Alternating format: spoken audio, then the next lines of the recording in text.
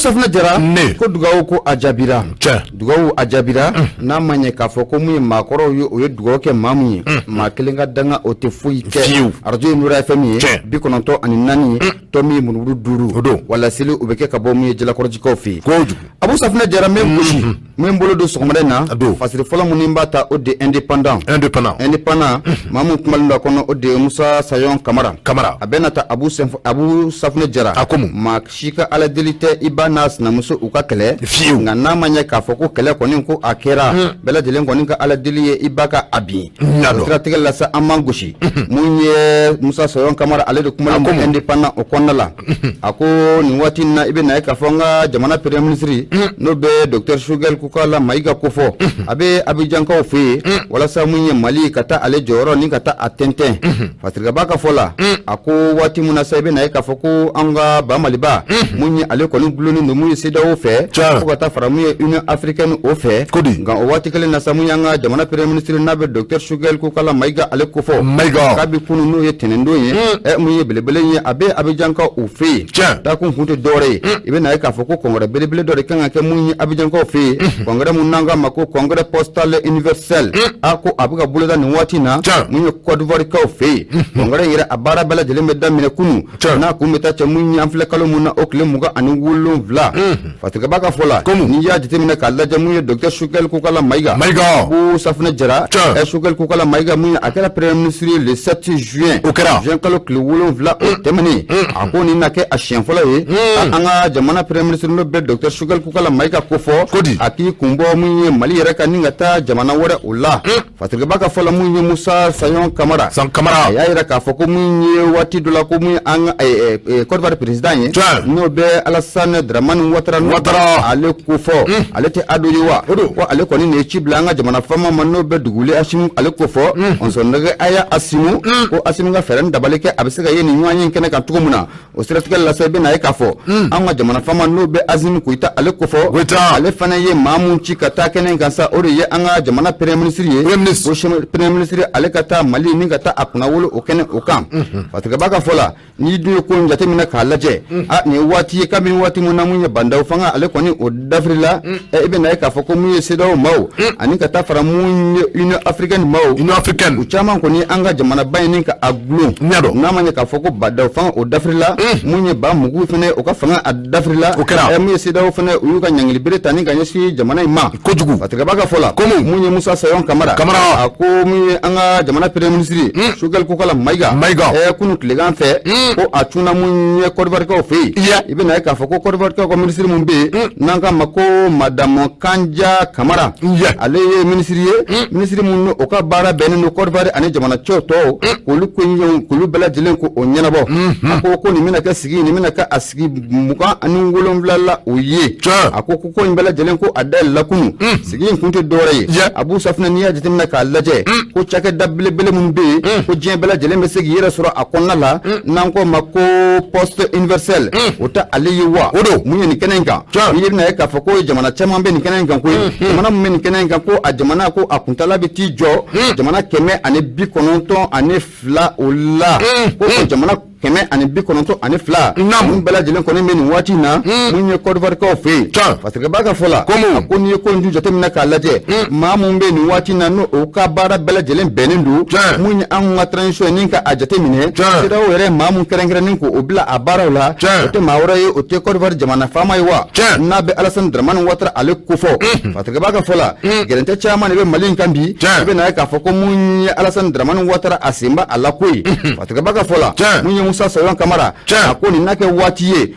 anga jamana premier ministre no be Dr Shugel Kukala maika ko ani munye Alassane Dramane Ouattara ubisaka nywanye tugumuna munye transition abeta bolo muka transition nyeta mumba akona la niko oda munye Alassane Dramane Ouattara ayra kuloka feren dabale bisaka gatugumuna Mali gloni no sida ofe ko ta fara Union Africaine fe munye gloni abisaka wuli tugumuna una la sonama ko munye Shugel Kukala maiga atina ka bo aka Abidjan ta la bada kasro ko président Alassane Dramane Ouattara o ma kuma nin ko in kan parce que baga fola a ko ni duwe sigi jate mina k'a lajɛ i bɛna ye k'a fɔ ko salon ko sigi a do kun ka kɛ nka mun ye banajugu mun n'o bɛ diɲɛ kɔnɔ coronavirus an ko ma ko covid 19 o de kɛra sababu ye ni ka sigi in ka a bɔ a bolo kɔrɔ sigi in kɔni ko a daminɛna kunu a kun bɛ taa cɛ mun ye uti kalo tile 27 nka fasireba mun ye Musa Soyɔn Kamara Abu Safinɛ Jara a y'a yira k'a fɔ an ka jamana premier ministre n'o bɛ docteur Choguel Kokala Mayiga ko fɔ ko a bɛ sɔn ka cun Bamakɔ yan bi koyi ale kɔni bɛ sɔn ka cun Bamakɔ yan o ka kɛ ko a bɛ cun Bamakɔ yan o ka kɛ fasiri don an y'a sama ka bɔ mun ye indépendant a kɔnɔna la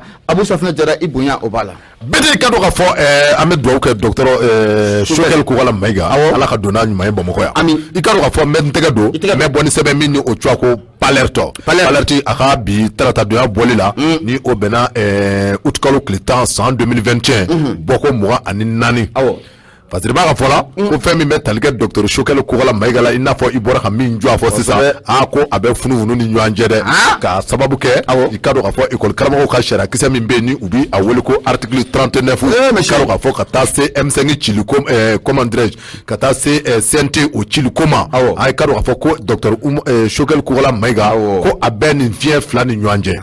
parce que b'a ka fɔ la i ka dɔn k'a fɔ an bɛ don min na komi bi ko gabakurunba kɔni ko a bɛ docteur Choguel Kokala Mayiga kunɛ k'a sababu kɛ école karamɔgɔw kɛn bɛ ka wuli ka jɔ mun kɛ ni u k'u ma ko article 39 ka taa se ale yɛrɛ kun ye don mun na i ka dɔn k'a fɔ comité stratégique kun do porte parole M5 Tuala ko ale yɛrɛ kɔni kɛra sababu ye ka sɛbɛn don sɛbɛn min ni a y'a yira tɔgɔ bɛɛ lajɛlen na ko M5 ko k'a ci ka da CNT ko k'a ci ko ka da kolonji ka dɔn k'a fɔ ko fɛn min bɛ tali kɛ a ka illégitime ko la a n'a ka légitime ko ka dɔn k'a fɔ ko a sigira sigi cogo minnu na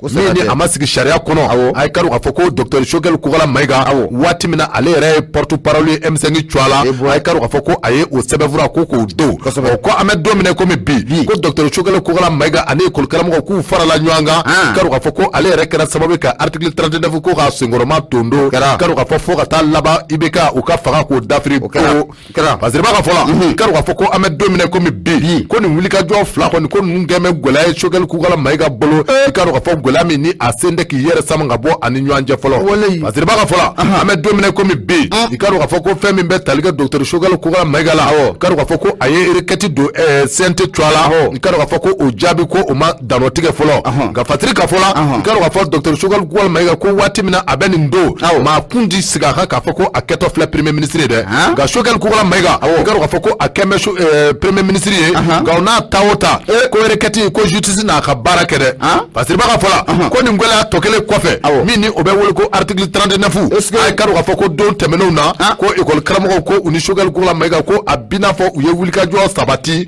ni article 39 ko in na koyi ko wa ko Choguel Kokala Mayiga min ni a kɛn bɛ premier ministre an bɛ don min na komi bi ko ale yɛrɛ y'i sɔnni sigi a kan kosɛbɛ k'a fɔ ko ni article 39 in ko sariya don ko loi don ko jamana ka sariya don sariya min ni a taara ko wa ko tɔgɔ bɛɛ lajɛlen na ko IBK kan ka nin baara in k'a waleya a ye ka dɔn k'a fɔ ko an bɛ don min na komi bi parce que ka fɔ la ni o de ye Zumana Kane Kaneke a y'a jira k'a fɔ ko docteur Choguel Kokala Mayiga ko an bɛ don min na komi bi ko a bɛ entre le marteau et l'enclume o ma ɲi dɛ o ma ɲi dɛ marteau et l'enclume o ma ɲi o tɛ ɲuman ye tiɲɛ tɛ o ma ɲi tɛ ɲuman ye dɛ parce que ka fɔ la ko an bɛ don min na komi bi a ko école karamɔgɔw k'u kɛn bɛ ka wulikajɔ boloda a k'u ka mot d'ordre ko u y'a lancé mot d'ordre min ni u ye a fɔ ko ka examen ko k'u boycotter ko i ka dɔn k'a fɔ ko u nana don o kɔnɔ wa fɛn min bɛ tali kɛ Choguel Kokala Mayiga la ko o kelen taara jɔ CNT ɲɛma hali ni a y'a sɔrɔ don tɛmɛnenw na ale kɔni kun y'a yira k'a fɔ ko CNT min don ko a ma sigi cogo la wa tilali kun kan ka kɛ cogo min na kuma surunyala ko i ka dɔn k'a fɔ ko CNT ko c'est illégitime et illégal Fasiri ka fɔla n'o ye Zumana Kane a y'a yira k'a fɔ ko fɛn min bɛ tali kɛ docteur Choguel Kokala Mayiga la ko don tɛmɛnenw na ko a taara ka programme d'action ko a taara o présenter o CNT kelen ɲɛma wa ko kɔrɔfɔ minnu ni olu busamisɛn sɛbɛ guwan na docteur Choguel la k'a bɛɛ lajɛlen bɛ tali kɛ a ka kumakɔrɔw kan koyi i n'a fɔ waati min na a ye requête kɛ k'a fɔ ko CNT ko ani sigi man kan ko CNT ko a tɛ sariya kɔnɔ ko wa ko ɲininkaliw busamisɛn nana guwan a la o yɔrɔ kelen la ka dɔn k'a fɔ min bɛ tali kɛ école karamɔgɔw ka article 39 ko fana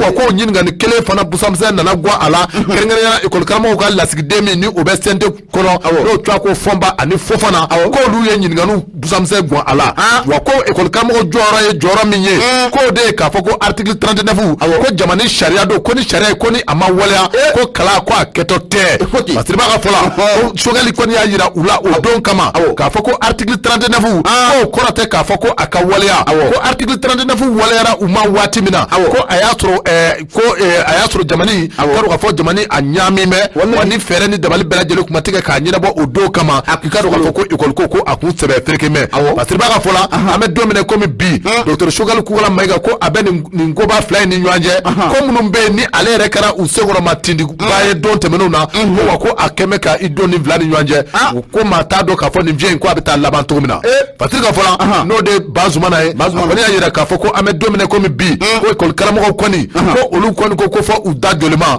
ko no te ko article 39 ko ananyina bode wa sente chili ko mi ni ofana puma fora ko ko blame justice ka boloka Fatir Flani, anye mimbo palerti kono bazumana kane aleka sebendu. Ayo bazumana kane foli obetani ka asegere. Jamana nkuma Abu Safina akachan. Jamana nkuma akachan. Na wame bemine ika fotama ati sugulu kani dog tutanta na wame bemine jamana ngono bega fotala kani tota ati na bo mabi kumado fo ka fere maddo akono ni maddo ka foko ko mo mo fo ko ni kolokuru ye wuluda ko atna kinya ko akamaga amamaga de ode nyango fleni kani tota siga fotala nkoyi aka tota Abu Safina jarane be mbolo goshika tu munye independent mata te chaw ni independent ota ni ota mamu kumalo ndo kono odi Abdul Dambele akomu ali bi munye école bunaku angata oka ibe na eka foko munye la kol metro na be mesho kofo ko ni désobéissance civile eni ko obara ni ko oboloda fatrika baka fola munye Abdul Dambele ibe na eka foko kunu bena tenendo ma utikalo kle kononto munye examen munka nganfa nanga mako BT1 ale BT2 ebe na ka fa ko nyame dunala jamana yirodo la koyi ale no ya soro yirodo la ko akra nga nyame ko ni odunala jamana yirodo la nyado Abdul Damele ale de kumalendo munye independent okona la komu Abu Safina jara ayira ka fa ko munye la ko metro na be mesho ko fo olu ko nya la ni munye nyina san la bani ka bela jile fliji la ka c'est tout c'est fini o stratégie la sa ko munyanga jamana fama wi wo wule ka joni ko obla singa ko examen ko jaku ya ni fin ko abeke koy o stratégie la sa kibe na ka fo ko kunu BT1 BT2 baro bolo de la jamana yoro do la ga yoro do ko ni be aka ja ko munye clash era ko ni amadele to ko shila o sabu ko munye la ko metru ye o ye garantie ninka adwe fatuka baga fola ko munye Abdul Damele Abu Safina jara akoko munye article 121 yoba anga jamana sara sumba okona la eko asebani mo okona ko bela jele meseka ta désobéissance civile la o stratégie la sakomu la ko metru ye o ko ni yayini o ka tondo mbela jele fe eko la ko so ku ka feren dabalike abela jele meseka datugu tugo munna o bolon ko fe munye chake dawo chako dabe ko kalanko be bolo o stratégie kan eko ka wuli kunu ninka abela jele ninko o datugu fatika baga fola munye sendiga manu nunka ni o wolenye o wole de ngana be wati ma e wati munanne anga de bref technicien no be BT1 ko fo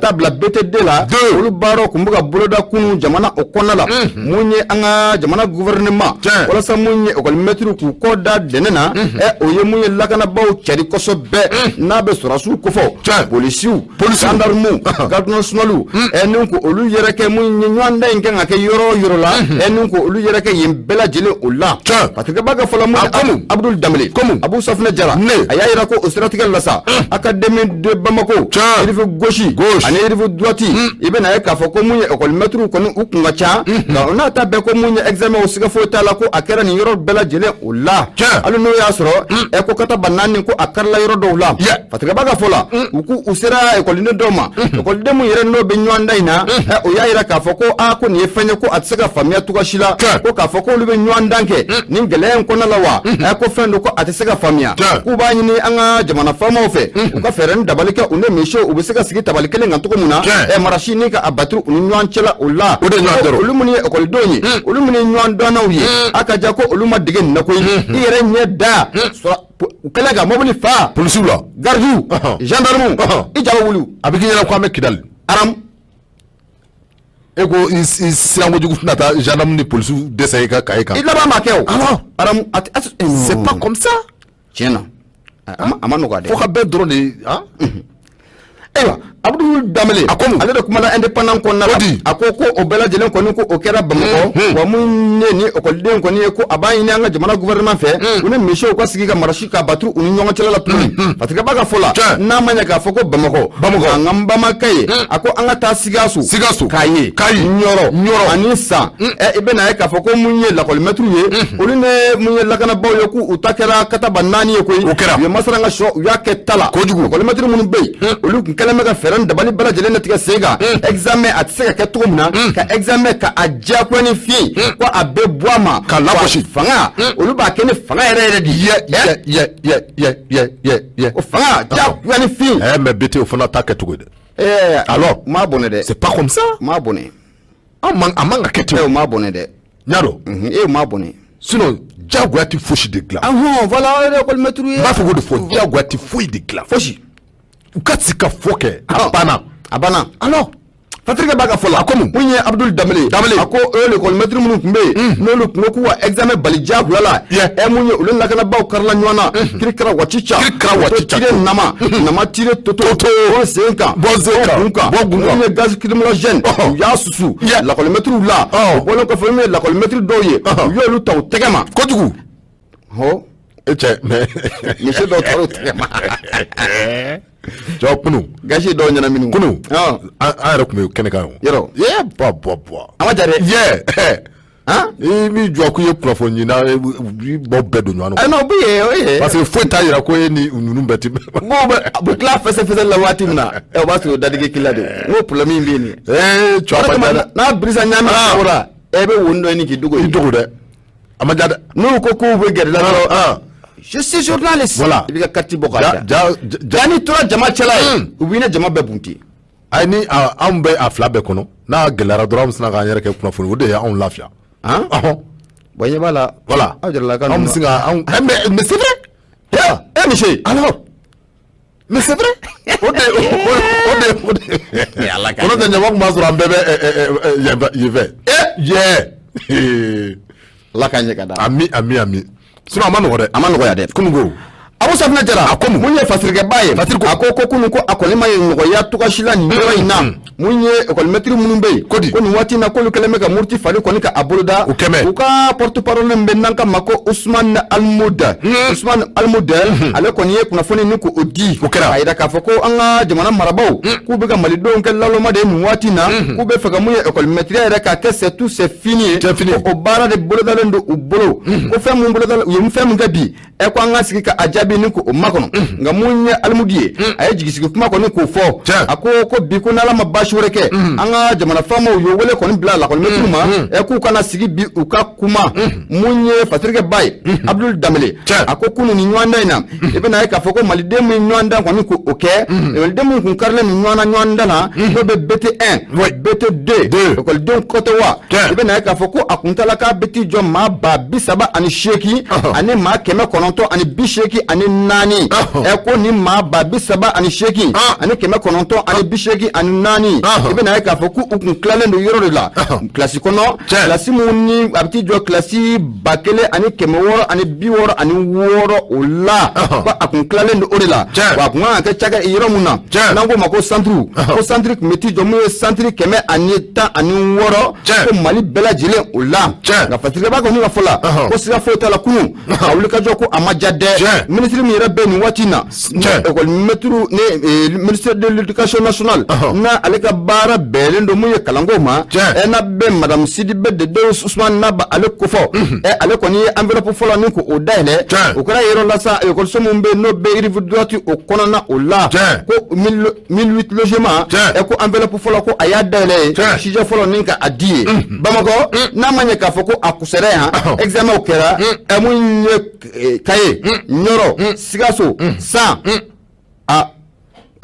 amake bilisa nyamindo naye nyado awo on munye Michel la kol metru ye oluko mamu fana minelendo no lu mabla on ko siga fo foite folo parce que ga fo kuma dam nabi abo akan adam nabi normalement akan adam nabi aywa mais école maître ko muy Ousmane Almoud o taga porte parole odo ha ale de ko monsieur munu minalino kabla ko nan ni ngance kukubla abubla no bla ko nyayenti bibla bi nyayen bi ke ala ka nyaka dama amina rabiami fadru anya sama ka bo indépendant ko no Abdul Damele ali kalam kala tigi Abu Ibunya abala bete kado ka fo ambi fo Abdul Damele ka se ka ale fana fo a bete kado ka fo halbi ni école karamo ka kuma ni dasirama nouvelle horizon fana olu fana ya ta ka fese sira woro fe koy parce que ba ka fo la ni ode ade kado ka fo ale kon ya yira ka fo femi metalike bete ni o brevet technicien kado ka fo ko brevet de technicien a ko ibaro ka foko gwela dona a baro la kungo jamani a fanjama ve kerengere yana sigaso konona na ka tabla nyoro di Sahel Sevare Kati ani Bamako azirba ka fola mamunu be ni olu be wele ko école kramo ni olu be wele ko le syndicat signataire du 15 octobre ay kado ka foko nunu munu vle ni ko uye u dimine kuno kungo donc uye fere ni dabali bela jele tige école kramo ko wala sa bisika defo munu ni olu examen bolo dale ngumbe kunungo ko ubise ka nyame ni gwela taka usekere tugumna asirba ka fola ko ni yaso keme ka grève do boloda mi ni a hakebiti jo fo kletan ani fla banya ko grève ani o damene do monsieur karo ka fo oni examen damene do ko nana be dongele mare asirba ka fola département mi mbe ni o nyeshini me kalangoma ni o ye ministre ye ne kame jo ma ne kame Sidibe Dedo Traoré karo ka fo Sidibe Dedo Ousmane Traoré ko aya yira kabini kunungo ma se ko femi metal examen la ko ana ke fo ka kebeli nyebo fe aya fo de adun kera de parce que ba fola ikaro ka fo Dedo Ousmane Traoré ministre de l'éducation nationale ikaro ka fo ko madame kon ya yira ka yira école do na ka yira école de Zoma wala ko bela jele ki hakili tige ka da kan fe mi metalige examen na ko ne ado sera na dugu jera ikaro ka fo ko atina bo ado ko de wa fe mi metalige labeni dabali bela jele ni fere bela jele ikaro ka fo ko una o tige wala sa examen ka se ka ke ado kama parce que ba ka fola ministre mi ni o ko fo tafle ni o Ousmane Dedo Traoré ko ni ya yira famaw la walma ka yira demasaw la ni kalandenw kado ka foko unan labeni fere ni dabali bela jelen tige wa kado ka foko examen ko anake aketugo la koy parce que ba ka fola ku kado ka fo femi me talike Bamako la ko examen ko ni akera ka dugu jara kabini dugu jara ku ya soro ka fo école karamo ta me ka yoro do mine kado ka fo ka yenno fa fembe talike sebe vura munu ni école do njo sebe ne me o ka kado ka fo ku yolu bela jelen fara ko lu fili parce que ba ka fola ku dona classe kono sebeni munu mbeke mbaunga mini oye école do misigi yoro mina ona sa bela jele mo kana freke nyano karo ka foko école karamo ko dona classe kono ko kan bela jele fara wa ko ni mbaro kara kabini wati mina polisu ko olumana polisu nane wati mina karo ka foko sege kara au sebe vura bela jele ka ba kurumbala ko Bamako ko bare bela jele kala kanya parce que ba ka fola ko sikaso karo ka foko fe metalike gwelawla polisu ani école karamo ko karo ka foko karala nyana kerengene na lycée mini o twa ko lycée Monseigneur DJ de Monclos nyaro ka fo obesika so karo ka fo ko ayira la fana ka fo ko école karamo ikaro ka fo ko oni polisu ku karla nyana karo ka fo kataba nani ku yo do karla nyana e karo ka fo fe metal ke gaz lacrymogène ikaro ka fo ko ani matraku ako obusamze ko abina fo ko gwame école karamo chamana atriba ka fo la karo ka fo ko ministre ko akoni ayira ka fo ko jamani fa bela jele fe karo ka fo ko fe metal ke école karamo la monsieur nganga surveillance ke ko école karamo jolondo wa gouvernement taw ya kewo gouvernement taw ma kewo ki karo ka foko école karamo munu me ka ke ko école karamo la ki kawdo ko wa ko ujolendo wa tara ka bo école karamo école so munu na ko ka foko bare ku bi se ka ke ko wa ko akanu be ula wa nga siga ka fana ka foko ministry ya yira ka foko halina ndara ni ndatu na a fait corriger no ye a fait fesfesalier kono wati sira ni munu ndale flenye ko wa ko dunu ngele la bare ndoke ko wa kele ko wankale de wa kele oya kelo te 39 ko njatimne Fadil ka fola ikaro ka foko ansongo ani ko ni metalga école karamo tara ka tangwara ka ta dai ni ko examen ko an ke yoro mina ako amanya ko nyema ko oye examen kero ka déplacer ni ka ta ke yoro wala wala sa examen aka se ka ke yoro di Sahel ikaro ka foko tara karnyano tuguni école karamo ko munu men yoro di Sahel la ko lu fana wuli ka job bloda ko wala sa ukase ka examen ukase ko se doaro ka bela jele ka da ko lo viri ako ikaro ka foko famo ko uma jena no police yo de femi bɛ tali kɛ gaz lacrymogène la i ka dɔn k'a fɔ ani matraku ko u y'u bɛɛ lajɛlen gɛn ka bɔ yen Kati min o ye lycée Mambi Sidibe ye Kati i ka dɔn k'a fɔ ko o yɔrɔw la i b'a dɔn k'a fɔ ko labɛn bɛɛ lajɛlen fana kun sabatira walasa baara bɛ se ka kɛ cogo min na parce que u y'a yira k'a fɔ ko Kati waati min na u bi tɛmɛ ka ɲininkaliw kɛ ka lajɛliw kɛ k'o y'a sɔrɔ denmisɛnw kan ka defu kɛ examen kɛ papier minnu kan ni olu kan ka nɔrɔ daw la k'o baaraw kuma kɛ fɔlɔ nka a bi n'a fɔ o tɛmɛnen kɔrɔ kɔfɛ k'u ye fɛɛrɛ ni dabali bɛɛ lajɛlen tigɛ ko ka o sɛbɛnfuraw k'u bɛɛ lajɛlen nɔrɔ a nɔ la hali n'a y'a sɔrɔ examen ma daminɛ a daminɛ heure yɛrɛ kɔfɔlen na nka ko baara bɛɛ lajɛlen kɛra ka ɲa i n'a fɔ a kɛra cogo min na Kati parce que ka fɔ la ko ɲininkali de bɛ yen sisan maa caman de bɛ k'i yɛrɛ ɲininka école karamɔgɔw bɛ ka jɔyɔrɔ min na nin ye walasa est ce que ne an dara nin dandugu in na école karamɔgɔw ko u tɛna kasa tigɛ kɔnɔ 7 kan wa parce que ka fɔ la i ka dɔn k'a fɔ école karamɔgɔw ko a bɛ i n'a fɔ u bɛ ka tɛmɛ u dama kan ka d'a kan fɛn min ye grève ye ko maa ti aw gɛn o la nka min ye ka taa dɔw bali ka k'u ti examen kɛ k'a fɔ ko dɔw t'a kɛ k'i t'a kɛ ko maa wɛrɛ t'a kɛ k'o de ye nkalon ye désobéissance civile a bolo da la an yɛrɛ école karamɔgɔ nka min m'a sɛbɛn an m'o fɔ dɛ a bɛ fɔ de awɔ o de don AD ale ka sɛbɛn don min ni a bɛ Nouvelle Horizon kɔnɔ BT bonya bala bonya a diyara n ye ani bɛɛ lajɛlen an bɛ dugawu de kɛ sa mun ye lakɔli maîtres ye mun ye u ni an ka jamana gouvernement o bɛ se ka sigi u ka kuma cogo min na bi dɔ ka dɔ bila dɔ ka dɔ ta Abu Safinɛ Jara mun ye indicateur du renouveau ne bɛ n bolo gosi n bɛ bɔ ni ale ye nin tɛ kibaruya duman nin tɛ o ye Abu Safinɛ Jara a bɛ n'a ta ale bibi ko o ko la o ma ban fɔlɔ dɛ indicateur du renouveau kɔnɔna la Igira Dunbiya ale de kumalen a Dunbiya a ko an ka taa mun ye an ka dugu min bɛ n'an ka ma ko commune Wataguna commune de Wataguna nin tɛ kibaruya duman ye i bɛna ye k'a fɔ ko nin commune in kɔnɔna la mun ye dugu min yɛrɛ don a bɛ mun ye Gawo de o fan fɛ kɛrɛnkɛrɛnnenya yɔrɔ min bɛ n'an ko a ma ko Asongo ani Asongo de ka surun kosɛbɛ mun ye civil maa 51 Bamanciw k'u ye nin bɛɛ lajɛlen k'a fa malien 51 civils tués par des terroristes bon yan'an ka mankan wuli Bamakɔ yan aw école maîtres an ni polisiw n'an bɛɛ sina k'an tɛgɛ di ɲɔgɔn ma ka taa kɔrɔ fɛ yen a fɔ an na taa ninnu fana kɛlɛ ye tɛ Mayam Traoré la ko un journaliste ne doit pas perdre an tɛ taa ko journaliste an man ka siran mais aw minnu ye kunnafoni aw kan ka taa to ka jamana in kɔnɔ bɛɛ t'a kalama an b'i susu fɔlɔ de b'a dɔn k'i ye maa min ye u b'i susu fɔlɔ de n'u wagati min na n'u y'i tilali la u bɛ sɔrɔ k'u kanto on savait pas o b'a sɔrɔ u b'a kalama u b'i susu mais journaliste kɔni doit aller sur le terrain jagoya dɔ kɛ mais Mali terrain non mais Mali terrain ko t'o la o ayiwa aw ka taa aw ni ɲɛmaa aw bɛɛ ma fɔ aw ka taa sa ne ko ɲɛmaa ale min ye Mayiga turu kelen jɛ fɛ de wa kɔrɔ fɛ kɛ a b'o zone dɔn kojugu a b'o dɔn dɛ mais ne bɛ ni ka taa reportage la terrain de kan a taara terrain kan ɲɛmaa ye Kidali kɛ ka Gawo kɛ ka Tɔnbukutu kɛ a y'a kɛ ka taa reportage la kɛlɛ position kɔnɔna na ka taa kow ɲɛɲini a y'o kɛ marifa yɛrɛ tun b'a bolo tabarikala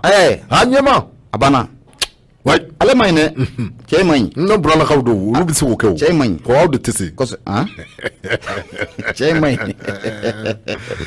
Igira Dunbiya ale de kumalen don indicateur du renouveau o kɔnɔna la Abu n y'a jira k'a fɔ ko dugu min bɛ n'an ka ma ko Wataguna mun ye maliden 51 Bamanciw kɔni ye nin bɛɛ lajɛlen ni ko olu daji mun ye bagan caman ni ka taa ni o ye ko baara in kɔni a kɛra dimanche tɛmɛnen dugu min bɛ n'an ka ma ko Karu Wataguna Dawute Gefi ani ka taa se dugumisɛnnin damadɔ ma Bamanciw ye bunteli ta ni ka ni dugukɔnɔdenw ni k'u bɛɛ lajɛlen ko u sɛgɛrɛ fasɛgɛba ka fɔlɔ min Igira Dunbiya ye a ko nin bɛ maa hakili jigin waati mun na ni hakili b'a la waati mun na saya jugu mun na a kɛra Ogo Sagu fo ka taa bila mun ye kulɔngo o kan a n'a a ɲɔgɔnna caman ko nin saya mun na a kɛra dimanche don ko a bɛ maa hakili jigin o la fatigaba ka fola comme mun ye Egrate Dumbuya ako mun ye Ansongo dugu in kɔni nanga ma ko Wataguna dugu yɛrɛ ebe na k'a fɔ ko mun ye maa mun b'a kɔnɔ k'a bɛ ti jɔ maa 29 ani maa 66 o ɲɔgɔnna o la wa dugu in ya a tila i bɛ n'a sɔrɔ mun ye dugumisɛnnin 5 o ɲɔgɔnna o de b'a a kɛrɛfɛ Bɛnca Bafa Wataguna Karu Labeza i bɛ na k'a fɔ ko ninnu bɛɛ lajɛlen ye dugumisɛnnin ye mun bɛ Wataguna yɛrɛ kɔni a kɛrɛfɛla o la fatigaba ka fɔ la kabini waati mun na ne Bamanci ninnu kɔni dinɛ marifatigi ninnu n'olu tunna anw fɛ yan 2012 i bɛ na k'a fɔ ko u sennɔ kɔni Abu Safinɛ Jara u sennɔ kɔni ka ca ni yɔrɔ kɔfɔlen na sanga ni waati bɛɛ lajɛlen o la n'a ma ɲɛ k'a fɔ ko mun ye an ka lakanabaaw ye fo ka taa fara mun ye lakanabaa minnu bɛ ka dɛmɛ ta ni ka an sɛgɛrɛ nin waati in na u kɛlen bɛ ka wuli ka jɔ ni ka a bila sen kan Bamanciw daga bɛ se ka bɔ maaw dala cogo min na o siratigɛ la sa mun ye Bamanciw fana ye olu fana tɛ ka dɔwɛrɛ kɛ koyi mun ye duguden gansan minnu m'a min minnu m'a bɔn u bɛ ka t'u sɛlɛ olu de kan o siratigɛ la sa k'i bɛ na ye k'a fɔ a ko mun ye ni ataki ye Bamanciw ye ni fali min kɛ ko a kɛra dimanche don nɛgɛ ɲɛ 18 waati i bɛ na ye k'a fɔ ko Bamanci marifatigiw marifa camanba marifa girimanba de tun b'u bolo mun ye bolimafɛnw sanfɛla la moto fo ka taa bila mun ye mobiliw la u y'u kunda dugu ninnu bɛɛ lajɛlen kan ka susuli bɛɛ lajɛlen kɛ ɲɔgɔn fɛ waati kelen fatigaba ka fɔ la waati mun na mun ye Bamanci ninnu u donna dugu kofɔlen ninnu na maa o maa de y'i sen ta ka b'i sen kan u bɛ mugu kɛ k'a susu kan maa o maa de y'i sen bɔ i sennɔ la k'u bɛ bali ni ka a susu e kan fatigaba ka fɔ la dugu min bɛ n'an ka ma ko Karu kibaruyaw sɔrɔla k'a fɔ ko maa mun yɛrɛ fatura ye k'a bɛ ti jɔ maa 20 o ɲɔgɔnna o la wa mun ye ani dugu kɛrɛfɛtɔ ninnu ko a bɛɛ lajɛlen de bɛ jɔ maa 51 na mun y'an ka jamana faamaw ye olu yɛrɛ fana ye o kunnafoni ni ko o di wa mun ye bagan caman ko mun ye so caman ni k'o bɛɛ lajɛlen ni ka kɛ sɛtu sɛfini ye Bamanciw ye nin baara kɔni ko o boloda fatigaba ka fɔ la a ko kibaruya sɔrɔla k'a fɔ ko mun ye an ka lakanabaaw ye ani ka taa se an dɛmɛlikɛlaw ma olu kɔni u sen b'u kɔnɔkɔrɔ joona ni ka taa yɔrɔ kɔfɔlen ninnu na maa minnu bɛ k'a fɔ ko olu banana u y'olu ta ni ka na ni olu ye mɛnaka olu labitaniso o kɔnɔna o la fatigaba ka fɔ la a ko ni ataki jugu min filɛlen filɛ nin ye tan dimanche don Wataguna a ko a bɛ maaw hakili jigin fɛn jumɛn de la ni hakili b'a la Ogo Sagu waati mun na saya jugu o kɛra ye o bɔlen kɔfɛ a bɛ maaw hakili jigin yɔrɔ jumɛn la o de ye kulɔ u ye fatigaba ka fɔ la a ko k'a bɛ nin ka na waati nin bɔ dugumisɛnnin caman de bɛ nin waati in na ko kulɔnko Mina Mawude Libe Yolo Bogolo Ogo Sagu Jija Bare Saran Jayel Bangasi fo ka taa fara pe kan dugu o dugu bɛ k'a fɔ nin waati in na ko o ni Duanza kɔni ko o ka surun fo ka taa bila mun ye Ansɔngɔya fɛnw na ko Bamanciw k'u bɛ ka Bamaciya yɛrɛ kɔni ka a ta ko u maaw ko o sɛgɛrɛ fatigaba ka fɔ la